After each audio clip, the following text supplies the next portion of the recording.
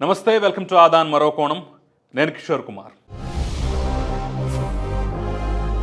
ఆంధ్రప్రదేశ్లో రేపు జరగబోయేటటువంటి ప్రమాణ స్వీకారం, చంద్రబాబు నాయుడు ప్రమాణ స్వీకారం కన్నా అసలు మంత్రివర్గ కూర్పు ఏ విధంగా ఉంటుంది, ఎవరెవరిని తీసుకుంటారనే దాని మీద ఎక్కువ ఆసక్తి కనిపిస్తోంది. ఎందుకంటే సాక్షాత్తు ప్రధానమంత్రి నరేంద్ర మోదీ అంతటి వాడే హాజరు కాబోతున్నాడు. దానికి తగ్గట్టుగా ఏర్పాట్లు కూడా జరుగుతున్నాయి, సెక్యూరిటీ అరేంజ్మెంట్స్ కూడా జరుగుతున్నాయి. ఈ నేపథ్యంలో ఒక ఆసక్తికరమైనటువంటి అంశం అయితే ఇప్పుడు తాజాగా వెలుగులోకి వస్తుంది. సోషల్ మీడియాలో ఎంత ప్రచారం జరుగుతున్నా సరే, మంత్రివర్గం యొక్క ఫైనల్ లిస్ట్ అనేది ఇప్పటి వరకు ప్రిపేర్ కాలేదు, ఇప్పటి వరకు రెడీ అవ్వలేదు, ఇంకా స్టిల్ దాని మీద కసరత్తు జరుగుతోంది అనే అంశం అయితే తాజాగా కలవర పెడుతోంది, కలకలం సృష్టిస్తోంది. సో నేను సేకరించినటువంటి దాని మీద సమాచారం ఏంటి, ఏ రకంగా ఉంది అనేది నేను మీకు ఈ వీడియో సాక్షిగా వివరించేటటువంటి ప్రయత్నం చేస్తాను. అంతకన్నా ముందు దయచేసి మీరేమనుకుంటున్నారు, రేపటి మంత్రివర్గంలో కీలకంగా ఎవరుండొచ్చు, ఎవరికి ఛాన్స్ దొరకవచ్చు అనేది మీ మనసులో కూడా కొంతమంది మంత్రులు ఉండొచ్చు, కొంతమంది వ్యక్తులు ఉండొచ్చు, కొంతమంది ఎమ్మెల్యేల పేర్లు కూడా ఉండొచ్చు. కాబట్టి అవేంటో నాకు ఫస్ట్ క్లియర్గా కామెంట్ రూపంలో మెన్షన్ చేసే ప్రయత్నం అయితే చేయండి, మీ అభిప్రాయం తెలిపే ప్రయత్నం చేయండి. ఇక నేను అసలు పాయింట్కి వచ్చేస్తాను. ఇప్పటి వరకు కసరత్తు పూర్తి కాలేదనేటటువంటి అంశం అయితే చాలా క్లియర్గా తెలుస్తోంది.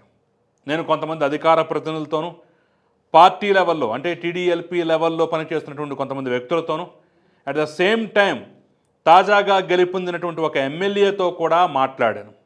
గోదావరి జిల్లాలకు చెందినటువంటి ఒక ఎమ్మెల్యేతో కూడా మాట్లాడి ముందస్తుగానే శుభాకాంక్షలు తెలిపి, ఏంటి మరి మంత్రివర్గం లిస్టులో మీ పేరు ఉందా లేదా అని చెప్పేసి ఆయన్నే డైరెక్ట్గా సూటిగా అడిగే ప్రయత్నం చేసినప్పుడు ఆయన కొంత బాధపడుతూనో లేదంటే కొంత టెన్షన్ పడుతూనో నాకు చెప్పిన సమాధానం ఏంటంటే, అబ్బే అసలు ఇంతవరకు ఏమీ లేదండి, ఇంతవరకు ఫైనలే కాలేదండి, సోషల్ మీడియాలో తిరుగుతోంది, యూట్యూబ్ ఛానల్స్లో తిరుగుతోంది, టీవీ ఛానల్స్లో తిరుగుతోంది, అంతా ఫేక్, ఇప్పటి వరకు అయితే గప్చుప్, ఎవ్వరికీ ఏ ఇన్ఫర్మేషన్ ఇవ్వలేదు. మీరు మంత్రి కాబోతున్నారు, రేపు వచ్చేయండి ప్రమాణ స్వీకారానికి అని చెప్పేసి ఏ ఒక్కరికి ఇంతవరకు ఆహ్వానం అయితే రాలేదు. బహుశా ఈరోజు సాయంత్రానికి, ఆల్రెడీ ఇప్పుడు సాయంత్రం అయిపోయింది కాబట్టి ఈ అర్ధరాత్రికి ఏమన్నా గవర్నర్ కార్యాలయానికి, రాజ్భవన్కి లిస్టు చేరుకుంటే చేరుకోవచ్చు, లేదంటే రేపు పొద్దున్నే ఫ్రెష్గా మరి గవర్నర్ కార్యాలయానికి ఇదిగో మా మంత్రివర్గంలో వీళ్ళు ఉండబోతున్నారని చెప్పేసి లిస్ట్ ఏమన్నా పంపిస్తారేమో. అయితే అంతకన్నా ముందు వీళ్ళకి సమాచారం ఇవ్వాలి కాబట్టి, అభ్యర్థులు ఎవరైతే ఉన్నారో వాళ్ళకి సమాచారం ఇవ్వాలి కాబట్టి అంతకన్నా ముందు ఫోన్లు చేసి హడావుడిగా చెప్తారేమో తెలియదు. సో ప్రస్తుతానికి వస్తున్నటువంటి ఇన్ఫర్మేషన్ ఏంటంటే, ఇప్పటి వరకు లిస్ట్ అయితే ప్రిపేర్ కాలేదు. ఈరోజు రాత్రికి లేదా అర్ధరాత్రి టైంకి గవర్నర్ కార్యాలయానికి ఒకవేళ చేరుకుంటే సమాచారం చేరుకోవచ్చు తప్ప ప్రస్తుతానికి వస్తున్నటువంటి ప్రతి ఒక్కటి స్పెక్యులేషన్ మాత్రమే. ఇది పాయింట్ నెంబర్ 1. ఇక పాయింట్ నెంబర్ 2 ఏంటంటే, ఒక అంశం మాత్రం చాలా క్లియర్గా తెలుస్తోంది. అదేంటంటే, పవన్ కళ్యాణ్కి, లోకేష్కి ఇద్దరికీ మంత్రివర్గంలో స్థానం ఉందా అని చెప్పేసి ఒక సూటి ప్రశ్న అడిగితే మెజారిటీ వ్యక్తులు నాకు చెప్పినటువంటి సమాధానం ఏంటంటే, ఎస్ ఉన్నది, వాళ్ళిద్దరూ రేపు మంత్రులుగా ప్రమాణ స్వీకారం చేయటం ఖాయం, ఆల్రెడీ ఆ డిస్కషన్ వచ్చింది, తీసుకోవాలా వద్దా అనేటటువంటి డిస్కషన్ వచ్చింది, ఫైనల్గా అయితే వాళ్ళిద్దరూ తీసుకోవడానికి సుముఖంగా ఉన్నారు అనేటటువంటి అంశం అయితే కుండబద్దలు కొట్టినట్టుగా చెప్పేశారు. సో దీనికి సంబంధించిన ఆసక్తికర అంశం ఏంటంటే, లోకేష్ మళ్ళీ పూర్వపు ఐటీ శాఖనే తాను కోరుకుంటున్నట్టుగా ఒక సమాచారం అయితే అందుతోంది. ఇక పవన్ కళ్యాణ్ అయితే డిప్యూటీ సీఎం కావాలి, at the same time deputy CM ఒక్కటే కావాలి, అంటే డిప్యూటీ సీఎం అనేటటువంటి పదవి ఒక్కటి మాత్రమే ఉండాలి, అది తాను తీసుకుంటానని చెప్పేసి ఆయన క్లియర్గా కొండబద్దలు కొట్టినట్టుగైతే, చాలా క్లియర్గా స్ట్రైట్గా చెప్పినట్టుగైతే తెలుస్తుంది.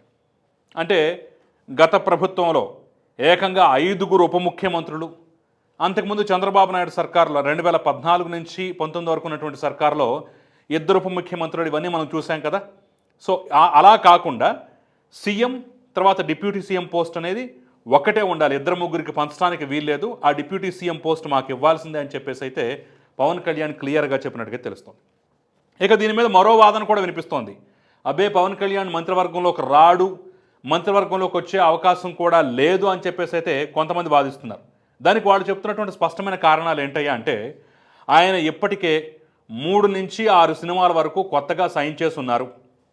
సో మంత్రి అయితే సినిమాలు చేసుకోవడం అనేది సాధ్యం కాదు కాబట్టి ముందు ఆ సినిమాలు ఫినిష్ చేసిన తర్వాత ఆ తర్వాత ఏమైనా ఆలోచిస్తారేమో తప్ప, మరి ఆ సినిమాలు అలాగ వదిలేసి ఎందుకంటే 3 సినిమాలు ఆల్రెడీ కంప్లీట్ అయిపోయాయి. చిన్న చిన్న వర్క్స్ తప్ప పెద్దగా షూటింగ్ పార్ట్ అయితే మిగిలిలేదు. మరి మిగిలిన 3 సినిమాలకి షూటింగ్ స్టార్ట్ కావాల్సింది, ఈయన యాక్ట్ చేయాల్సింది, ఇంత తతంగం ఉంటుంది. సహజంగా అవన్నీ సంవత్సరాల తరబడి నడుస్తూ ఉంటాయి కదా షూటింగ్ ప్రక్రియ ఇవన్నీ. మరి అలాంటప్పుడు ఈయన మంత్రే కూర్చుంటే ఆ షూటింగ్ ఎప్పుడు చేస్తాడు, ఆ సినిమాలు ఎప్పుడు కంప్లీట్ చేస్తాడు? మరి సైన్ చేసిన తర్వాత నిర్మాతలు ఊరుకుంటారా?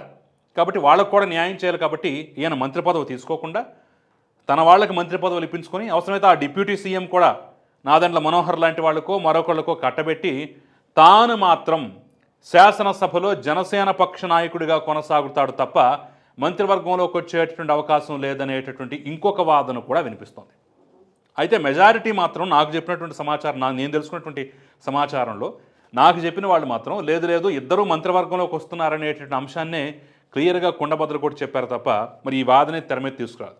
కానీ కొంతమంది వ్యక్తులు మాత్రం ప్రాక్టికల్గా ఎలా సాధ్యమవుతుంది, ఆల్రెడీ సినిమాలు సైన్ చేస్తున్నాడు కదా, మరి వాటిని ఏం చేస్తాడని చెప్పేసి కొంతమంది ప్రశ్నిస్తున్న పరిస్థితి కనిపిస్తుంది.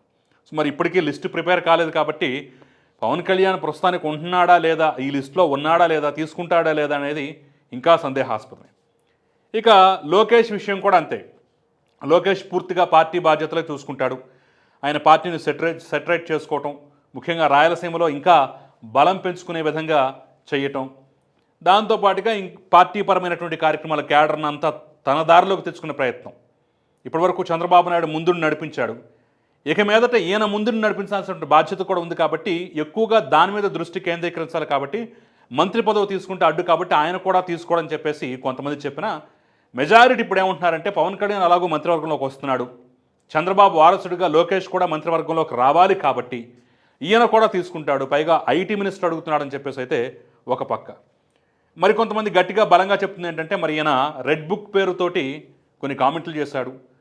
పాదయాత్ర 3000 కిలోమీటర్ల పాదయాత్రలో ఆయన అడుగడుగునా కొన్ని హామీలు ఇచ్చుకుంటూ పోయాడు. ఈయన మంత్రి పదవి తీసుకోకపోతే మరి వాటికి జవాబుదారీ ఎవరు? ఎవరు దగ్గరుండి ఆ యొక్క హామీలు నెరవేరుస్తారు? At the same time Pawan Kalyan కూడా ఎన్నికల ప్రచార సభలో అనేక హామీలు సొంతగా కూడా ఇవ్వడం జరిగింది. మరి ఆయన కూడా మంత్రి పదవి తీసుకోకపోతే వాటికి జవాబుదారీ ఎవరు? ఎవరు ఆ హామీలు నెరవేరుస్తారు? రేపు ప్రజలు అడగాలన్నా కానీ ఏ రకంగా అడుగుతారు? కాబట్టి కొన్ని ప్రోటోకాల్స్ మెయింటైన్ చేయాలంటే వాళ్ళు ఖచ్చితంగా మంత్రి పదవుల్లో ఉండాల్సిందే. రేపు విదేశీ పెట్టుబడుల దగ్గర నుంచి ప్రతి ఒక్క అంశంలో లోకేష్ అనేటటువంటి వ్యక్తి కేవలం పార్టీకి పరిమితం అయిపోతే రేపు పెట్టుబడులు తీసుకురావాలన్నా మిగతా అంశాల్లో అయినా సరే తన పాత్ర ఏముంటుంది, తాను రేపటి తరం లీడర్గా ఎలా నిరూపించుకోబడతాడు? కాబట్టి ఖచ్చితంగా తీసుకోవాల్సిందని ఒక పక్క.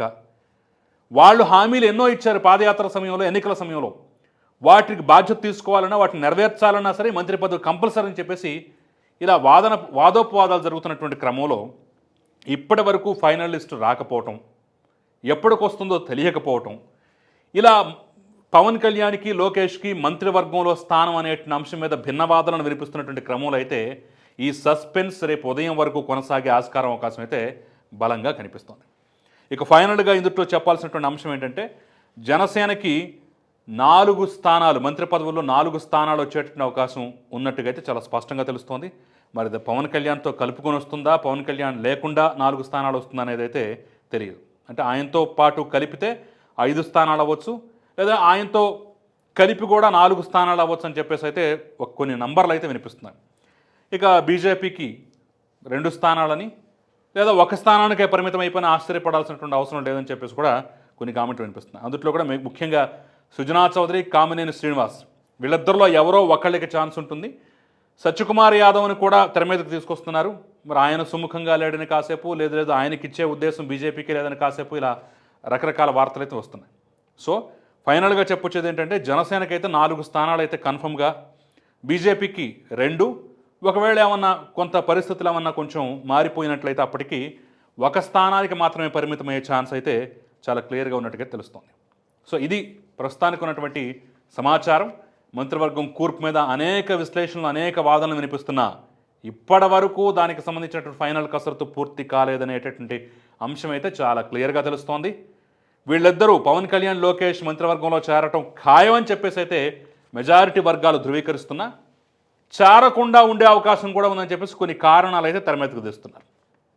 ఇవన్నిటికీ ఫుల్ స్టాప్ పడాలంటే రేపు ఉదయానికి కానీ అసలైన సమాచారం అయితే రాదు. మరి ఈ నేను చెప్పినటువంటి సమాచారం మీద, నేను తెలుసుకున్నటువంటి ఇన్ఫర్మేషన్ మీద మీ అభిప్రాయాన్ని ఏదైనా సరే నాకు కామెంట్ రూపంలో తెలపండి. అంతకన్నా ముందు ఈ వీడియో లైక్ చేయండి, షేర్ చేయండి, సబ్స్క్రైబ్ చేయడం మాత్రం మర్చిపోకండి. నమస్తే.